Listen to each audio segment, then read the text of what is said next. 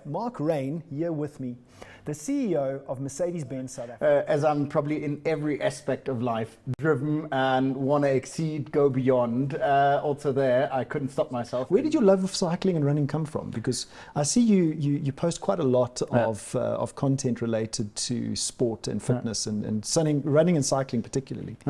I mean, it kind of, for me, it's the counterbalance to my daily life. So as most of my peers, I've got a very stressful job starting early in the morning. I've got a lot of late night evening events. And for me, if to a certain degree, to keep my sanity and to keep the balance in life, I need something where I can kind of get some of the energy out, but also gain energy again. And that's for me, running and cycling. Did you have this ambition of CEO?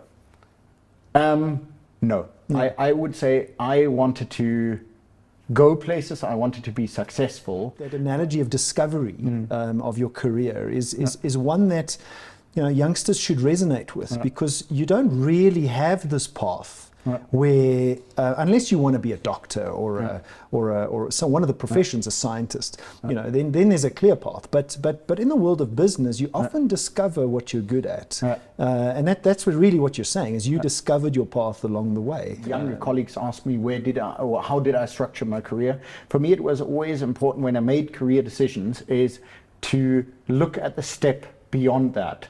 So in terms of saying, okay, where am I going to go next? It was always, okay, where do I want to have the step beyond that? Where do I want to aim? Talking purely about the automotive industry, would we be where we would be now if Elon Musk wouldn't have taken that calculated risk, or probably not calculated, but the risk, that gamble, and saying, okay, I'm going to go a completely different path. So it's almost like, as a leader, you shouldn't aspire to be like one person. You should pick and choose the traits from various people and make it your own. Experiencing failure, experiencing mistakes is also helpful going forward. So many of the things I did wrong helped me to become the better version of myself now. So do you have mentors? Have you had mentors in your career? I think I've had a few instrumental mentors. I mean, I must be honest, in Mercedes-Benz, I've had one mentor along the way from the start of my career, which is still my boss now. And he values me as an individual. I value him as a leader, as a manager, as an individual, as a person who gives me guidance, but who's also fostered my career to where I'm now. It's like you recognized the opportunity, picked and choose, and then followed the path. So let's turn to your role as CEO of Mercedes-Benz South Africa. What was your path to this current role? I mean, and maybe I'll run through that quickly. I started off with Mercedes-Benz when I was very, very young, and I've never worked for any other company, I must be honest about it. So I started off in Stuttgart. I had 2 stints in Dubai. Went back to Stuttgart to work as an executive assistant for one of the senior management board members in the Mercedes-Benz organization. Okay, this is an investment into my future, although it was not the favorite day-to-day work which I did. But that gave me the springboard then to become VP for sales and marketing in Malaysia and Southeast Asia. We have a regional hub in Kuala Lumpur. Yeah. And basically I was 2 years in Korea and came to South Africa nearly 1.5 years ago. Do you see a role like this sometimes as lonely, given the demands both from your shareholder as well as the people in the business? I think maybe 20 years ago that was true. Office environments. Now we were talking about it, and your office is probably a reflection of ours, which is a new style of office.